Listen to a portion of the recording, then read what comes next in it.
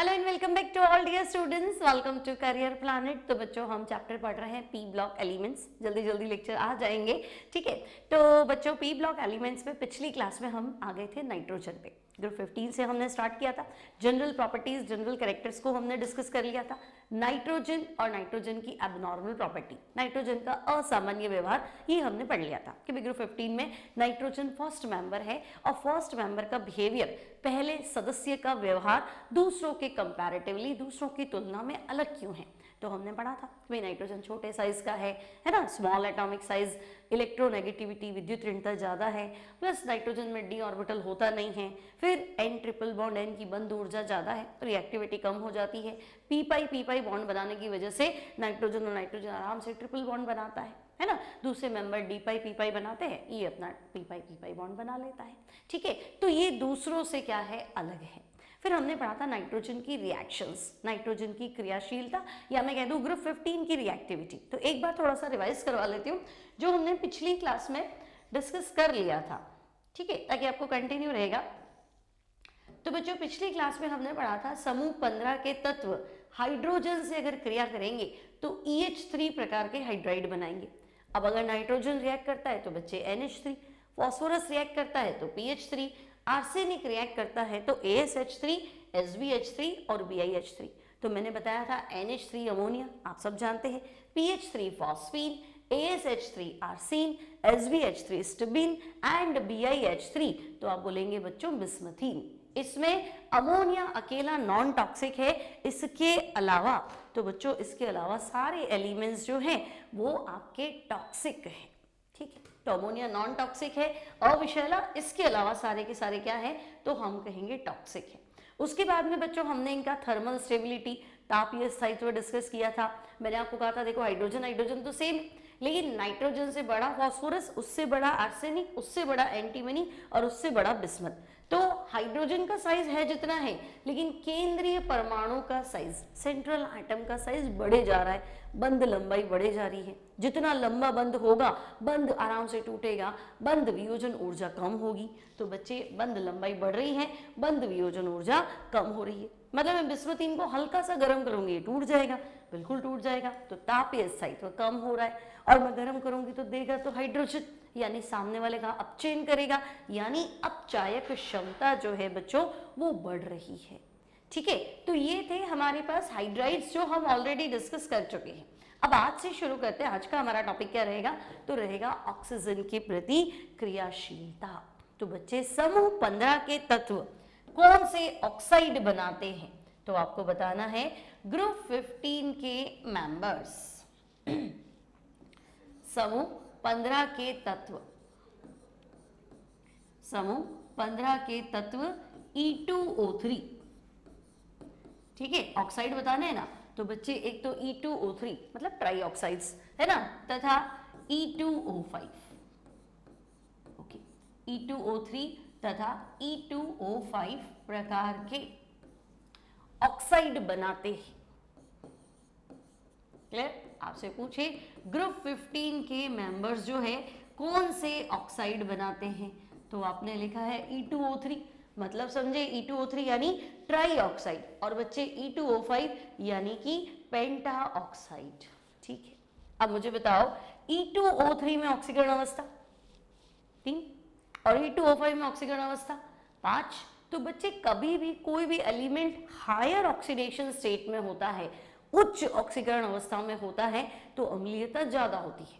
Clear? आपसे पूछे try oxide ज्यादा अम्लीय है कि पेंटा ऑक्साइड, ठीक है, या मैं तुम्हें कहूं कि HNO2 ज्यादा अम्लीय कि HNO3, है ना, या H3PO3 ज्यादा अम्लीय कि H3PO4। तो जहां ऑक्सीडेशन स्टेट सेंट्रल एटम की, केंद्रीय परमाणु की ऑक्सीकरण अवस्था हाई होती है, उच्च होती है, एसिडिक नेचर ज्यादा होती है। क्लियर? तो आप एक शॉर्ट पॉइंट ही बना लीजिए कि भाई अम्लीय सामर्थ्य की अगर आप बात करोगे, एसिडिक स्ट्रेंथ के बारे में आप हमसे पूछोगे तो अम्लीय सामर्थ्य केंद्रीय परमाणु की ऑक्सीकरण अवस्था के समानुपाती होता है। Greater the oxidation state of central atom, केंद्रीय परमाणु की ऑक्सीकरण अवस्था जितनी ज्यादा है, केंद्रीय परमाणु की ऑक्सीकरण अवस्था जितनी ज्यादा है अम्लीय सामर्थ्य भी बच्चे उतना ही ज्यादा होगा, यानी acidic strength directly proportional to oxidation state of central atom. पहला पॉइंट क्लियर है। अब हम कहेंगे ठीक है, तो E2O3 और E2O5, तो आप कहेंगे अतः पेंटा ऑक्साइड है ना, E2O5 की अम्लीय प्रकृति, क्योंकि बच्चे यहाँ ऑक्सीकरण अवस्था 5 है, ठीक है ना, निकालना आता है ना। देखो E की ऑक्सीकरण अवस्था मान लो X, E मतलब कोई भी एलिमेंट, नाइट्रोजन, फास्फोरस है ना, आर्सेनिक, एंटीमनी, तो E की ऑक्सीकरण अवस्था मान लो X, 2E है तो 2X, ऑक्सीजन कितना होता है -2, तो तुम कहोगे देखो ये 2X, ऑक्सीजन -2, कितने ऑक्सीजन है तो मैं कहूँगी 5 इक्वल्स टू 0, पूरा एलिमेंट पूरा कंपाउंड तो उदासीन, तो X बराबर 5 आएगा कि नहीं आएगा, बस तो यही तो निकालना। तो आप कहेंगे E2O3 में ऑक्सीडेशन स्टेट जो है वो 5 है, तो E2O3 की अम्लीय प्रकृति अगर आपसे पूछे तो आप कहेंगे E2O5 की अम्लीय प्रकृति E2O3 की तुलना में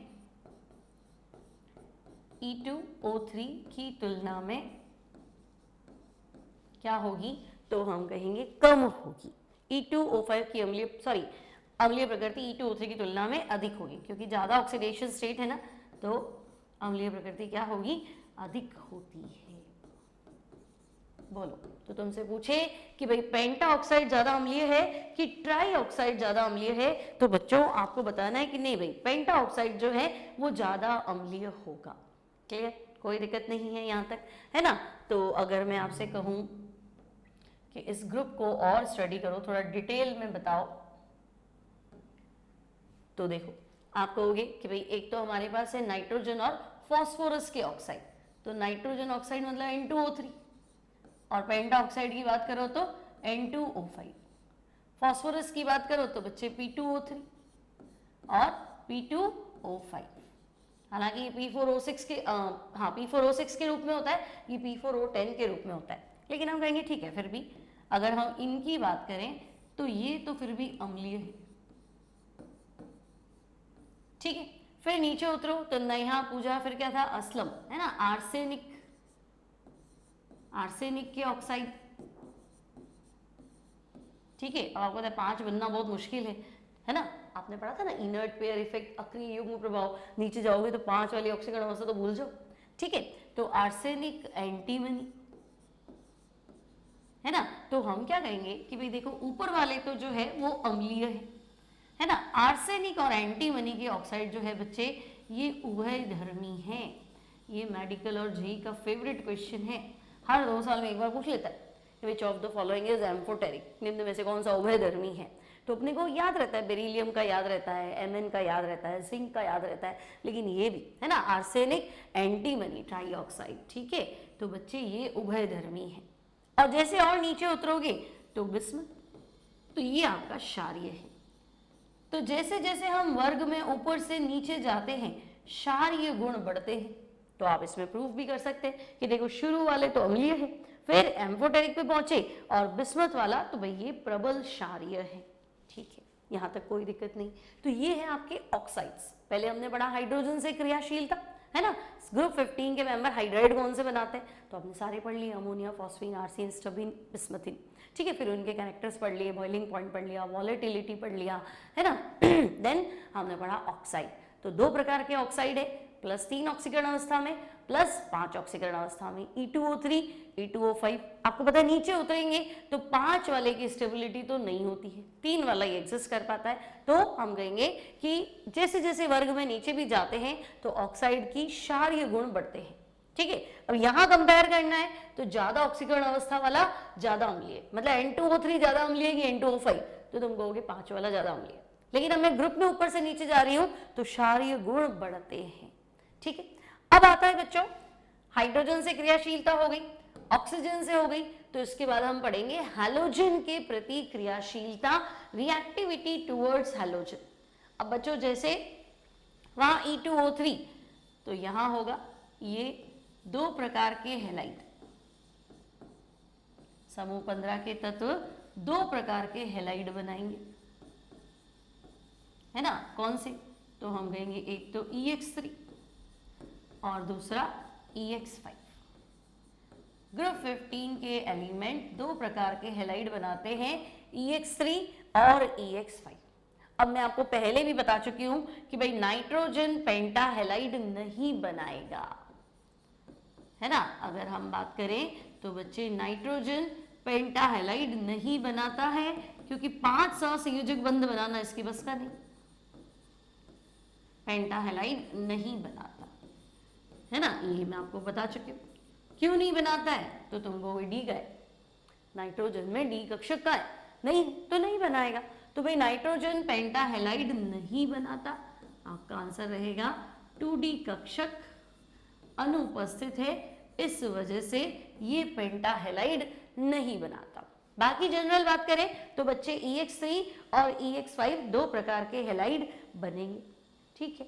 अब 5 और 3 मतलब ऑक्सीकरण अवस्था कितनी है, 3 है और 5 है।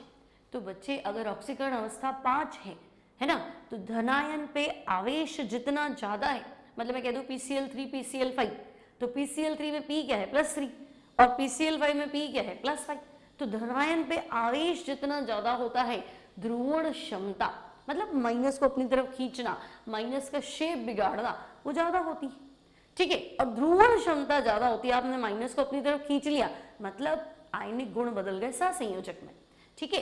तो आपसे पूछे कि भाई 3 वाला ज्यादा कोवेलेंट है या 5 वाला, तो ये हमने डी ब्लॉक में भी पढ़ रखा है, तो हम कहेंगे उच्च ऑक्सीकरण अवस्था, ठीक है। पिछली बार तो अम्लीय प्रकृति था, ऑक्साइड था, इसलिए इस बार हम पढ़ रहे हैं सहसंयोजक गुण। तो उच्च ऑक्सीकरण अवस्था में यौगिक अधिक सहसंयोजक गुण दर्शाता है, ठीक है। आपसे पूछे कि ज्यादा सहसंयोजक कौन है, पेंटा वाला ज्यादा सहसंयोजक है कि ट्राई वाला ज्यादा सहसंयोजक है, तो हम कहेंगे अगर ऑक्सीडेशन स्टेट हाई है ना, उच्च ऑक्सीकरण अवस्था है, तो सहसंयोजक गुण क्या होंगे, अधिक होंगे, अधिक सहसंयोजक गुण दर्शाता है, ठीक है। ऐसा क्यों हुआ, तो देखो वापस थोड़ा 11th क्लास पे चलते हैं। 11th में तुमने पढ़ा था क्या बोलते हैं, आयनिक यौगिकों में सहसंयोजक गुण या फायान का नियम। चलो फायान के नियम के 4 पॉइंट थे। फायान कहता है छोटा धनायन प्लस छोटा होना चाहिए, स्मॉल कैटायन, बड़ा ऋणायन माइनस बड़ा होना चाहिए, धनायन ऋणायन पर आवेश, धनायन है तो भी ज्यादा आवेश लाओ, ऋणायन है तो भी ज्यादा आवेश लाओ, क्योंकि धनायन पे ज्यादा आवेश लाओगे प्लस ज्यादा लाओगे तो धनायन छोटा हो जाएगा, है ना। धनायन कब बनता है, इलेक्ट्रॉन निकलने से, तो इलेक्ट्रॉन निकालते जाओ तो एटम छोटा हो जाएगा। ऋणायन पे आवेश ज्यादा होना चाहिए, तो ऋणायन क्या होता है, इलेक्ट्रॉन जोड़ने से, तो जोड़ते जाओ, ऋणायन क्या हो जाएगा, बड़ा हो जाएगा। तो पहले ही कह रहा है धनायन छोटा लाओ ऋणायन बड़ा लाओ, नहीं तो धनायन पे आवेश ज्यादा ले आओ या ऋणायन पे आवेश ज्यादा ले आओ, क्योंकि धनायन पे आवेश ज्यादा होगा तो वो छोटा हो जाएगा और ऋणायन पे आवेश ज्यादा होगा तो वो अपने आप बड़ा हो जाएगा, ठीक है। या फिर स्यूडो इनर्ट गैस कॉन्फ़िगरेशन, छद्म अक्रिय विन्यास, मतलब आयतन कोश में 18 इलेक्ट्रॉन। ये 4 पॉइंट जो है ये ध्रुवण क्षमता बढ़ाते हैं, पोलराइजेशन बढ़ाते हैं और सहसंयोजक गुण लाते हैं। तो आपको सिर्फ इतना बताना है कि भाई PCl3 है PCl5 है, तो PCl3 में P की ऑक्सीकरण अवस्था 3 है और PCl5 में कितनी है, तो मैं कहूंगी 5 है। तो धनायन पे आवेश ज्यादा है, ऑक्सीकरण अवस्था ज्यादा है, ध्रुवण क्षमता ज्यादा है, सहसंयोजक गुण ज्यादा है।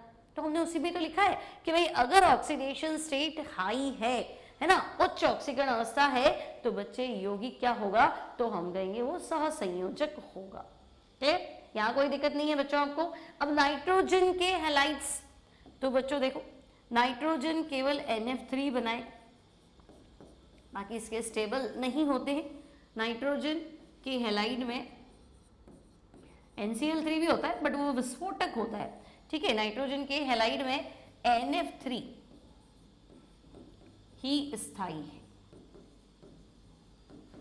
NCl3 भी बनाए, NBr3 Ni3 तो होता ही नहीं है, ठीक है, लेकिन NCl3 भी एक्सप्लोड कर जाता है, इसलिए स्टेबिलिटी की बात आएगी तो हम कहेंगे ठीक है भाई अगर नाइट्रोजन हैलाइड बना रहा है तो सिर्फ NF3 बनाएगा, ठीक है, यहां तक भी कोई दिक्कत नहीं है ना।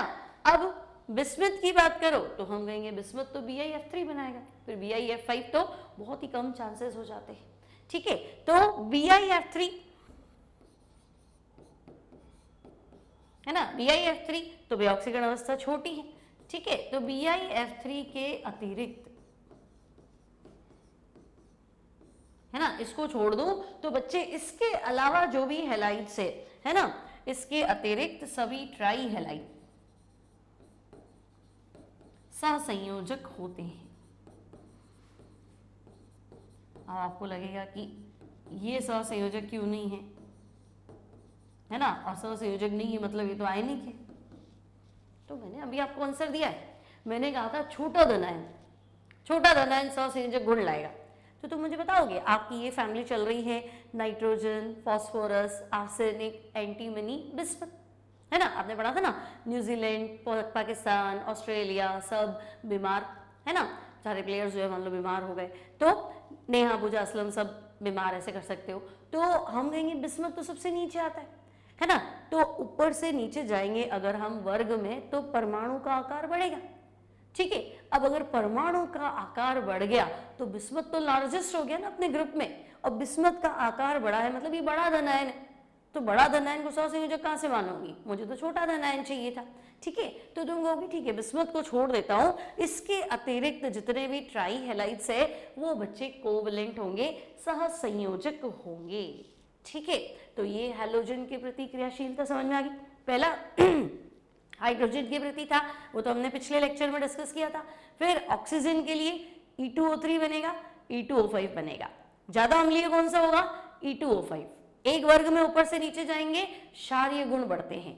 नाइट्रोजन, फास्फोरस के ऑक्साइड एसिडिक, आर्सेनिक, एंटीमनी के एम्फोटेरिक, इंपॉर्टेंट है, उभयधर्मी, और बिस्मथ वाला प्रबल क्षारीय। हैलाइड्स में दो प्रकार के हैलाइड बनेंगे, EX3, EX5, PCl3, PCl5, NCl3, लेकिन NCl5 नहीं बनेगा। नाइट्रोजन पेंटाहेलाइड नहीं बनाएगा, 5 सहसंयोजक बंध नहीं बना सकता, क्योंकि 5 सहसंयोजक बंध बनाने में संकरण होता है sp3d, 5 कक्षक चाहिए तो sp3d, तो हम कहेंगे नाइट्रोजन में तो D नहीं है, तो नाइट्रोजन में D नहीं है, दैट्स वाई पेंटाहेलाइड नहीं बनाएगा, ठीक है। उसके बाद बात करें तो हायर ऑक्सीडेशन स्टेट में कंपाउंड कोवलेंट होता है, सहसंयोजक होता है। नाइट्रोजन के हैलाइड में सिर्फ NF3 ही स्टेबल है, और BiF3 के अतिरिक्त सारे ट्राई हैलाइड्स क्या है, कोवलेंट। इसमें धनायन बड़ा है इसलिए ये आयनिक है, बाकी में धनायन छोटा होता है इसके कंपैरेटिवली, इसलिए वो सहसंयोजक है, ठीक है। अब आता है हमारे पास धातुओं से क्रिया कि भाई नाइट्रोजन जो है ना, अच्छा इसको भी डिस्कस करें। फास्फोरस जो है बच्चे वो 2 प्रकार के हैलाइड बनाता है। अब फास्फोरस के 2 हैलाइड आप मुझे बताएंगे, तो हम कहेंगे फास्फोरस के 2 हैलाइड तो सिंपल है भाई, है ना बच्चे। फास्फोरस कौन से 2 हैलाइड बनाता है, तो हम कहेंगे फास्फोरस बनाता है PCl3 और PCl5। हालांकि एनसीईआरटी में डिटेल में तो है नहीं, बट ठीक है, PCl3 और PCl5, ठीक है। अब बच्चे PCl3 को अगर मैं सोचूं, PCl3 के बारे में डिस्कस करूं, तो PCl3 में देखो P, Cl, Cl, Cl, है ना। तो PCl3 में P जो है, फास्फोरस जो है, वो 3 क्लोरीन परमाणुओं के साथ 3 सिंगल बॉन्ड बना रहा है। अब फास्फोरस तो 5 बॉन्ड बना सकता है ना, PCl5 होता है, आप तो PCl3 कह रहे हो, तो हम कहेंगे हाँ 2 इलेक्ट्रॉन पड़े। समूह 15 का तत्व है, 5th A का तत्व है, बाह्यतम कोश में 5 इलेक्ट्रॉन है। परमाणु क्रमांक कितना है फास्फोरस का, 15, तो 15 को सेट करो, 2, 8, 10 हो गए। अब कितने बचे, 5, तो 2, 8, 5, मतलब बाह्यतम कोश में 5 इलेक्ट्रॉन है। अब 5 में से भाई ये तो 3 काम में ले रहा है, तो मैं कहूँगी ठीक है ना, एक लोन पेयर पड़ा है, ओके। तो अब ध्यान से देखो, ये बॉन्ड बना रहा है 3, तो बच्चे बॉन्ड पेयर यानी बंधन युग्म 3, लोन पेयर तो मैं कहूँगी 1, टोटल 4 होते हैं। तो मैंने आपको सिखा रखा है bond pair plus lone pair, है ना। संकरण में 4 कक्षक भाग लेंगे, और 4 कक्षक मतलब sp3। संकरण नहीं लिखा, अगर संकरण नहीं आता है तो हमने आपको एक वीडियो दिया है जिसमें पूरे कंपाउंड्स का संकरण निकाला जा सकता है, आप सर्च करेंगे मिल जाएगा, नहीं तो मैं लिंक भी दे दूंगी, है ना। कभी भी किसी भी कंपाउंड का संकरण आ जाए, हाइब्रिडाइजेशन स्टेट आ जाए, वो आप फाइंड कर सकते हैं, ठीक है। तो फिलहाल आपको बताना भी bond pair plus lone pair गिन लेता हूं, 4, संकरण में 4 कक्षक भाग लेंगे।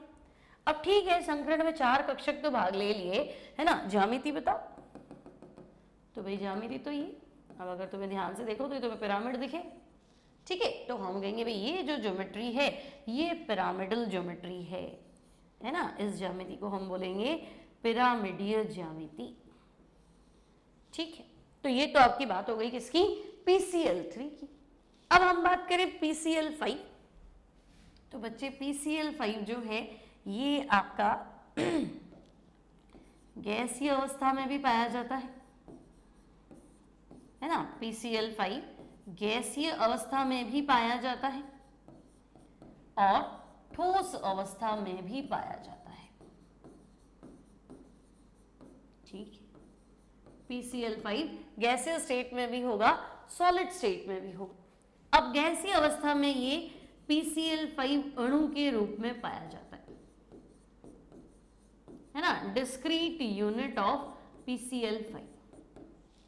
गैसीय अवस्था में PCl5 सिंगल मॉलिक्यूल PCl5 अणु के रूप में होता है, लेकिन ठोस अवस्था में तो बच्चे सॉलिड स्टेट के अंदर ठोस अवस्था में PCl5 जो है वो आयनिक यौगिक के रूप में पाया जाता है ना, in the form of ionic compound.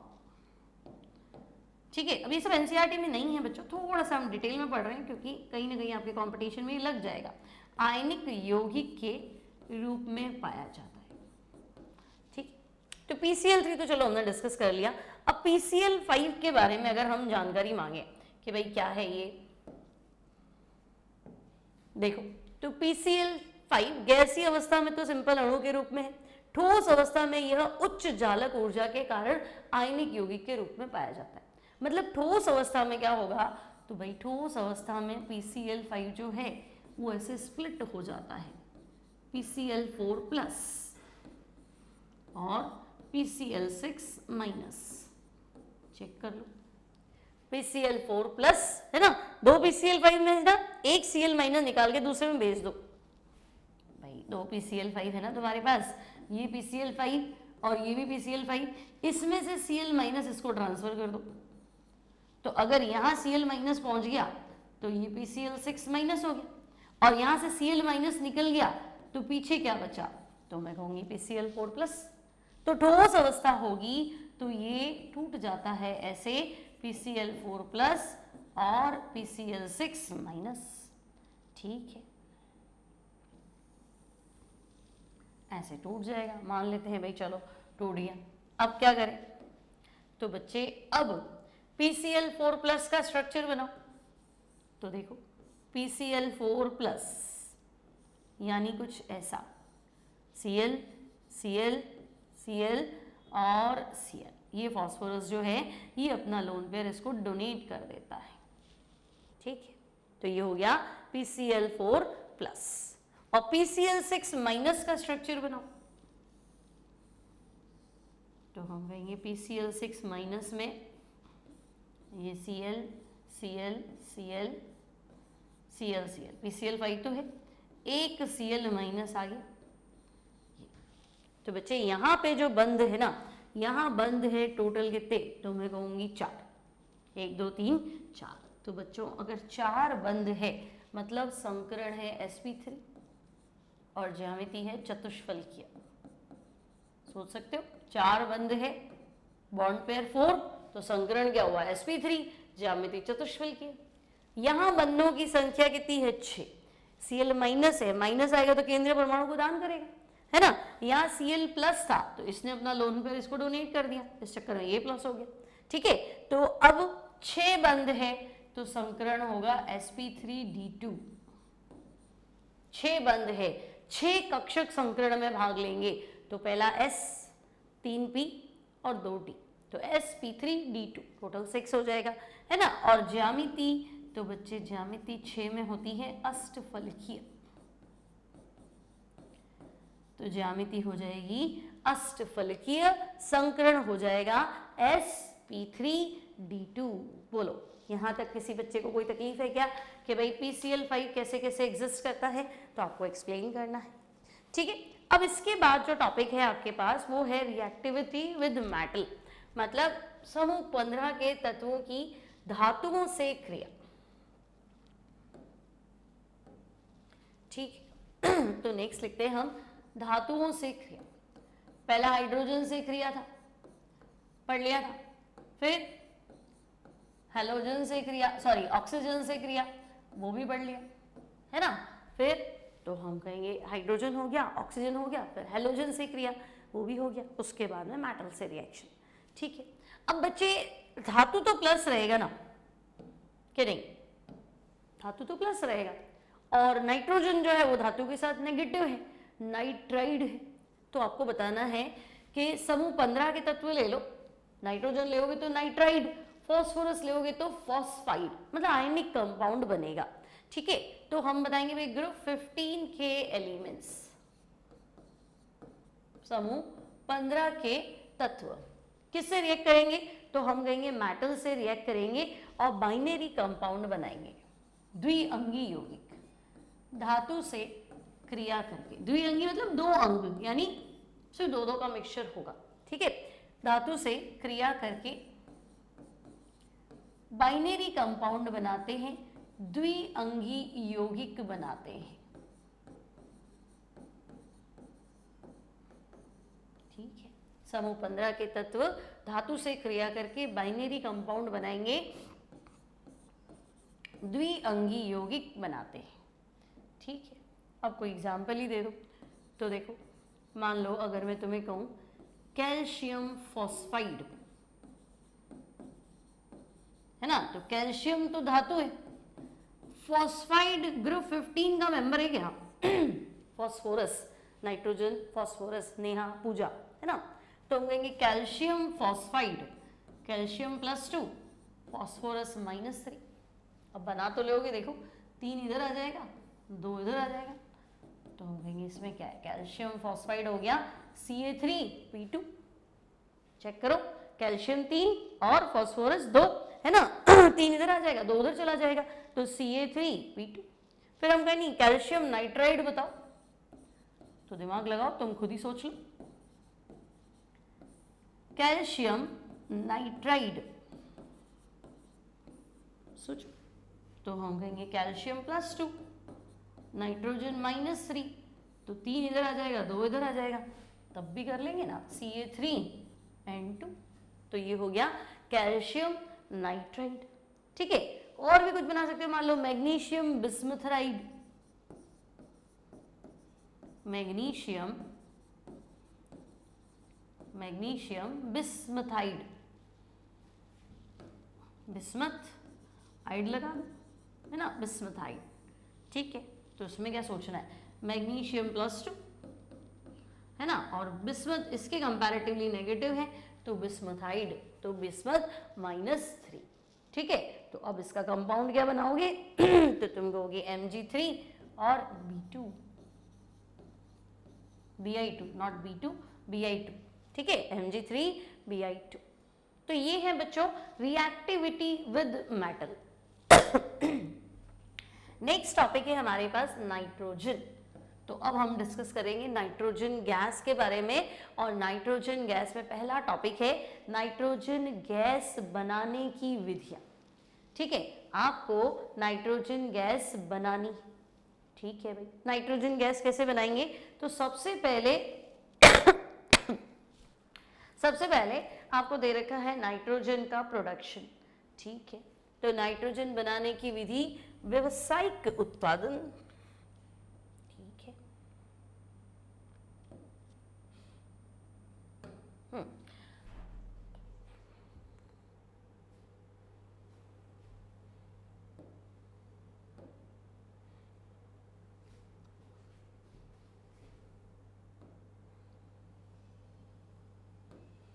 ठीक है।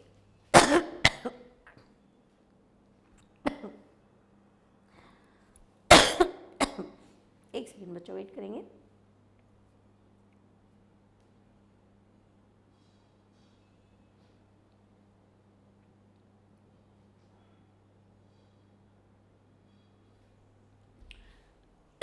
ओके, चलो अब हम पढ़ रहे नाइट्रोजन गैस बनाने की विधियां। सबसे पहले आपको दिया है कि भाई कॉमर्शियल प्रोडक्शन कैसे करोगे। लैब मेथड तो चलो पढ़ी ली, अब कॉमर्शियल मतलब थोड़ा सस्ता, है ना, थोड़ा सा इजी अप्रोच हो जाए, खर्चा कम हो जाए, और बड़े लेवल पे नाइट्रोजन चाहिए। अब हम कहेंगे बड़े लेवल पे चाहिए क्यों भाई? नाइट्रोजन की जरूरत क्या है, हवा में है ना बहुत सारी। तो हम कहेंगे हवा में तो है, लेकिन हवा में नाइट्रोजन के साथ ऑक्सीजन भी है ना। अब जैसे चिप्स आप कहते हैं चिप्स का पैकेट खोलता हूँ तो आधी तो हवा ही निकलती, हवा नहीं, हवा में से ऑक्सीजन निकाल दी उसने, ऑक्सीजन CO2 वगैरह सब निकाल दी, सिर्फ नाइट्रोजन भर दी। चिप्स के पैकेट में क्या है, जितना भी पैकेज जो फूड है उसमें क्या है, नाइट्रोजन। क्योंकि अगर ऑक्सीजन साथ में होगी तब तो वो टेस्ट को चेंज कर देगी, कलर को चेंज कर देगी, ऑक्साइड बना लेगी ना, ऑक्सीडाइज कर देगी फूड को, तो भोजन ऑक्सीकृत हो जाएगा, तो फिर भोजन में वो बात रहेगी ही नहीं जो हमने पैक करते टाइम डाला था। तो हम नाइट्रोजन के माध्यम में पैक करते हैं, नाइट्रोजन रिएक्ट नहीं करती, नाइट्रोजन अक्रिय गैस की तरह व्यवहार करती है, क्योंकि नाइट्रोजन N2 में N और N के बीच में क्या होता है, ट्रिपल बॉन्ड। तो नाइट्रोजन में N ट्रिपल बॉन्ड N होने की वजह से बंध वियोजन ऊर्जा, बंध एंथैल्पी बहुत ज्यादा है कि ऑर्डिनरी कंडीशन में आप इसका ट्रिपल बॉन्ड तोड़ने लायक स्थिति में नहीं हो तो ये रिएक्शन नहीं करती, और रिएक्शन नहीं करती मतलब अक्रिय है। तो अक्रिय गैसों के बाद अक्रिय कौन है, तो हम कहेंगे नाइट्रोजन। ठीक है, अब इसका फायदा लें तो हम कहेंगे ना, खाना पैक करेंगे ना नाइट्रोजन के माध्यम में, बढ़िया जितने भी पैकेजिंग है वो नाइट्रोजन के माध्यम में कर लेंगे, कहाँ दिक्कत है। ठीक है, तो कॉमर्शियली बनाना पड़ेगा सस्ता, मार्केट में सामान भी बेचना है, प्रिजर्वेटिव में नाइट्रोजन ले रहे हो तो थोड़ा सस्ता जुगाड़। तो भाई सस्ता जुगाड़ जो है वो वायु है सस्ता जुगाड़ जो है बच्चे वो वायु है, क्योंकि वायु में नाइट्रोजन की 78% मात्रा पाई जाती है। तो वायु में जितनी भी गैसेस है ना, उनमें से हम नाइट्रोजन इकट्ठा करके अगर उसका प्रभाजी आसवन कर दें, मतलब अलग अलग टेम्परेचर पे सारी गैसेस क्या हो जाती है, ठंडी हो जाती है, डिसॉर्प्शन प्रोसेस भी आता है ना। तो हम क्या करें, वायु में से नाइट्रोजन इकट्ठी करके प्रभाजी आसवन कर दे तो हमें शुद्ध नाइट्रोजन प्राप्त हो जाएगी। ठीक है, तो आपसे पूछा जाएगा कि भाई कॉमर्शियल प्रोडक्शन आप नाइट्रोजन का कैसे करेंगे, तो आप बताएंगे वायु के द्रवीकरण, पहले हम हवा को लिक्विड में कन्वर्ट कर देते, वायु के द्रवीकरण तथा प्रभाजी आसवन, फ्रैक्शनल डिस्टिलेशन, प्रभाजी आसवन से प्राप्त करते हैं।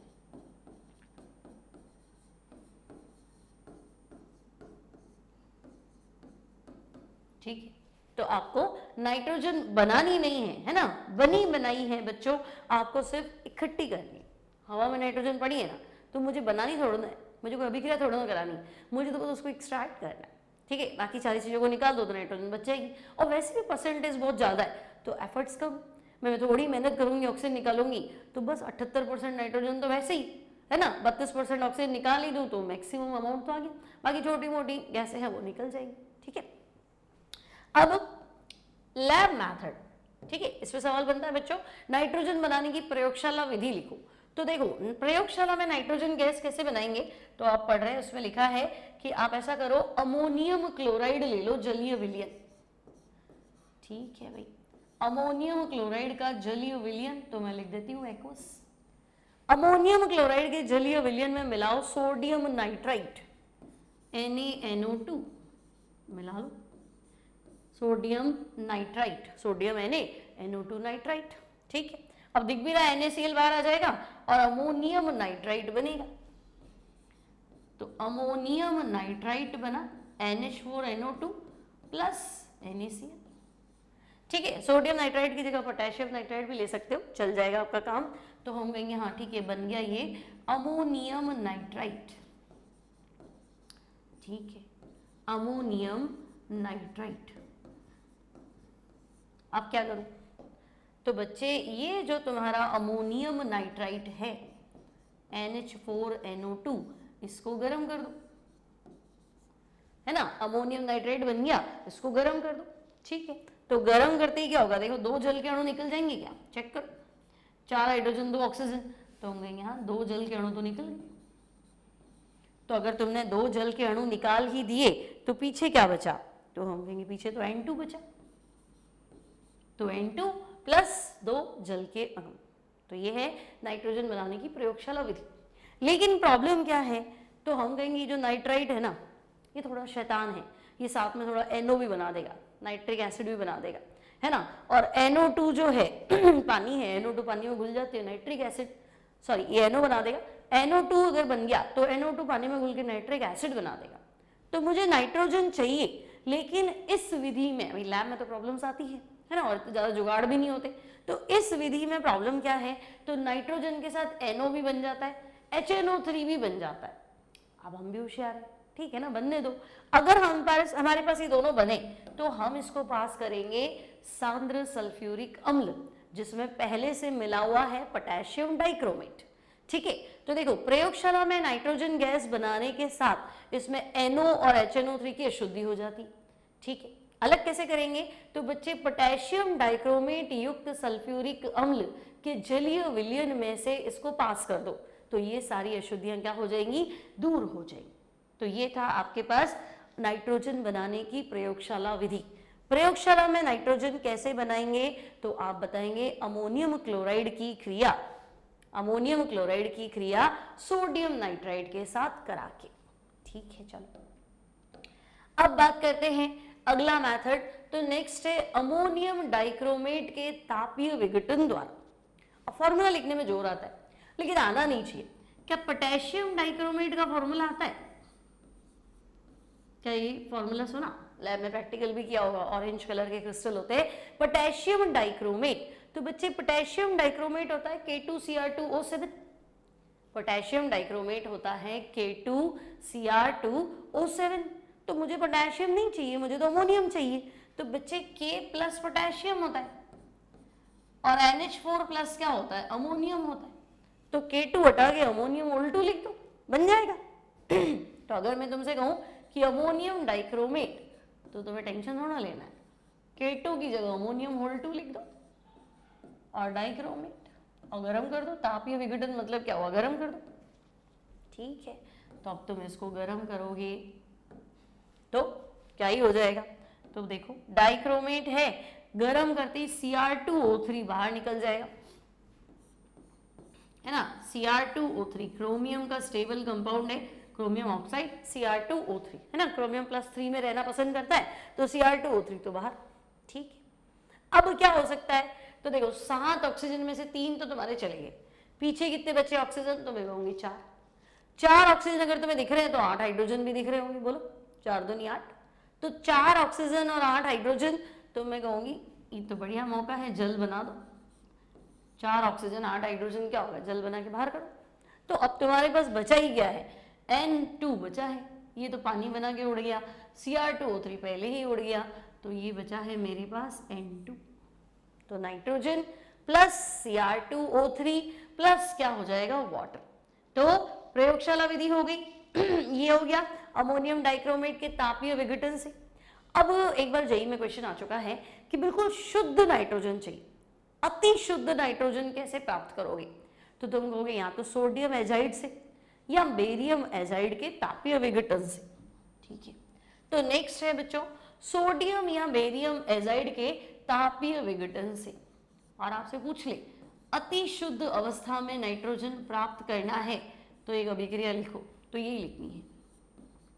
जेईई में आ चुका है क्वेश्चन बच्चों, ध्यान रखेंगे। अति शुद्ध अवस्था में nitrogen gas, highly pure nitrogen gas तुम्हें चाहिए।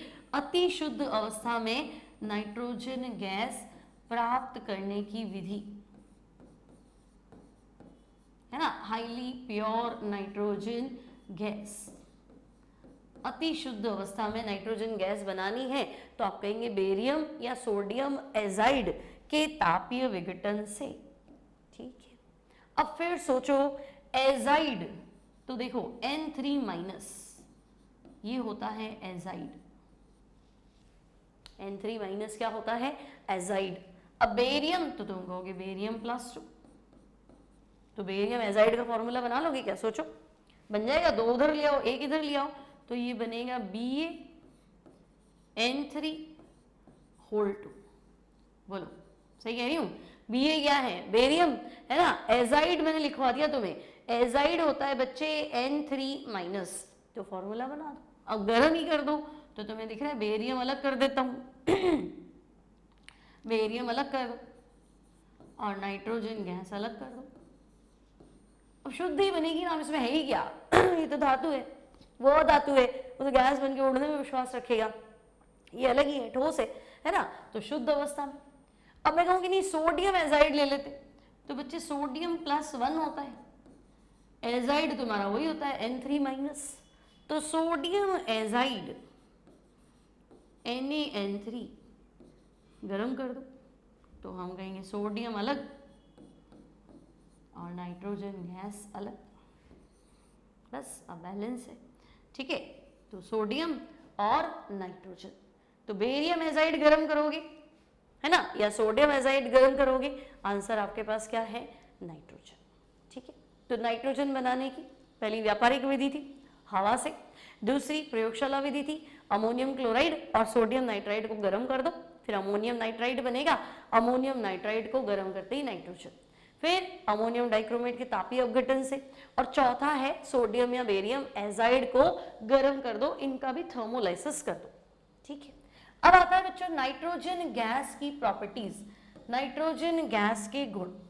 तो देखो ये पॉइंट मैं आपको पहले ही बता चुकी हूँ, नाइट्रोजन में N और N के बीच में ट्रिपल बॉन्ड होने के कारण बंद एंथैल्पी ज्यादा होती है, बंद एंथैल्पी मतलब बंद ऊर्जा, तोड़ना चाहते हो तो बहुत ज्यादा ऊर्जा, अब इतनी ज्यादा है कि ये अक्रिय गैस की तरह व्यवहार करेगा।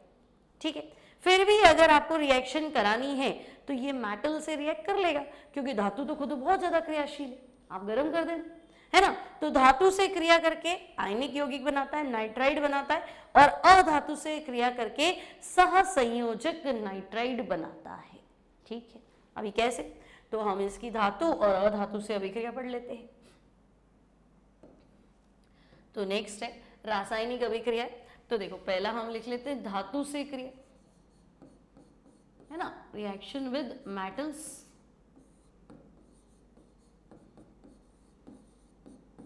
धातुओं से क्रिया। अब अगर मैं तुम्हें कहूं कि तुम तो ऐसा करो लिथियम की क्रिया नाइट्रोजन से करा दो, तो तुम सोचोगे क्या, तो पता है ना लिथियम +1, नाइट्राइड क्या होता है, नाइट्रोजन -3, पिछली बार एजाइड था, कंफ्यूज मत होना, N3- एजाइड है, नाइट्रोजन -3 नाइट्राइड है। ठीक है, N3- एजाइड है, नाइट्रोजन -3 नाइट्राइड है, तो अब तो मैं देख गया 3 इधर ले लेती हूँ, तो Li3N2 सॉरी Li3N है ना, तो बैलेंस करें इसको, 3 लिख दूंगी तो नहीं होगा, यहाँ 2 लिख देते 6। ठीक है, तो ये है बच्चे लिथियम नाइट्राइड, है ना, लिथियम नाइट्राइड। ठीक है, तो धातु से क्रिया तो आपसे पूछेगा, आधी अभिक्रिया दे देगा, आधी तुमसे पूछ लेगा। ठीक है, और गर्म करना पड़ेगा, बिना उसके तो रिएक्ट होगा नहीं। अब अगर मैं कहूंगी नहीं मैग्नीशियम की क्रिया नाइट्रोजन से कराओ, तो बच्चे मैग्नीशियम भी नाइट्रोजन के साथ हीट करने पे रिएक्ट कर लेता है ना, तो मैग्नीशियम क्या होता है, तो मैं कहूंगी मैग्नीशियम +2, नाइट्रोजन क्या होता है -3, कंपाउंड तुम्हें नजर आ गया होगा Mg3N2, तो ये बनेगा Mg3N2, यहाँ 3 कर दो। ठीक है, इसका नाम, तो इसका नाम आप लिख दो मैग्नीशियम नाइट्राइड। ठीक है, कोई पूछे इसका नाम क्या है, तो भाई ये है मैग्नीशियम नाइट्राइड। ठीक है, तो ये हो गया बच्चे अधातुओं से क्रिया। ठीक है, अब अगर मैं कहूंगी नहीं सॉरी धातुओं से क्रिया, लिथियम मैग्नीशियम क्या है, धातु है ना, तो धातुओं से क्रिया। अब एक हेबर प्रोसेस भी पढ़ रखा है हमने, हेबर विधि, हाबर विधि, है ना, आप सबको पता है, अगर मैं नाइट्रोजन गैस की क्रिया हाइड्रोजन से करूं, ठीक है, 700 नियर अबाउट 700 केल्विन आपका टेम्परेचर है, हाई प्रेशर है, इसको हम डिटेल में पढ़ने वाले हैं वैसे भी, आयरन या टंगस्टन, ठीक है, इनके ऑक्साइड्स जो है ये, और यहाँ आंसर क्या हो जाएगा अमोनिया। ठीक है, प्लस ये एक्सोथर्मिक रिएक्शन है, ऊष्माक्षेपी अभिक्रिया है, तो अभिक्रिया के दौरान ऊष्मा निकलती है। तो हाबर विधि लिखो तो लिख दो नाइट्रोजन की क्रिया हाइड्रोजन से कराओ, ताप इतना है, प्रेशर 10⁵ पास्कल के आसपास होता है ना, और आयरन या टंगस्टन, है ना, ऑक्साइड, आयरन ऑक्साइड ले लो, टंगस्टन ऑक्साइड ले सकते हो। ठीक है, आंसर क्या है अमोनिया, और इस अभिक्रिया के दौरान ऊष्मा निकलती है, क्योंकि ये ऊष्माक्षेपी अभिक्रिया है ना, 45 किलो कैलोरी के आसपास हीट रिलीज होती है। ठीक है, तब से हीट लिख दो, एग्जैक्ट डेटा लिखने की जरूरत नहीं। तो हम कहेंगे ओके, धातु से भी क्रिया कर लेता है। अब हाइड्रोजन क्या है, अधातु है, तो उससे भी क्रिया कर लेता है। अब ऑक्सीजन से रिएक्ट करा लो, तो थर्ड हम लिखते हैं ऑक्सीजन, है ना। तो भाई ऑक्सीजन से रिएक्ट तो करेगा लेकिन बहुत ज्यादा हीट की आवश्यकता है, क्योंकि देखो ऑक्सीजन में भी आपके क्या है, डबल बॉन्ड है, ओ डबल बॉन्ड है ना, और नाइट्रोजन आपका ट्रिपल बॉन्ड लेके बैठा है। तो अगर मैं N2 की क्रिया O2 से कराऊं तो बहुत ज़्यादा नियर अबाउट 2000 केल्विन का टेम्परेचर दोगे, तब जाके बनेगा NO, और NO को हम बोलते हैं नाइट्रिक ऑक्साइड। तो हम ये अभिक्रिया कराने में तो विश्वास ही रखें, 2000 केल्विन के आसपास टेम्परेचर देना पड़ेगा।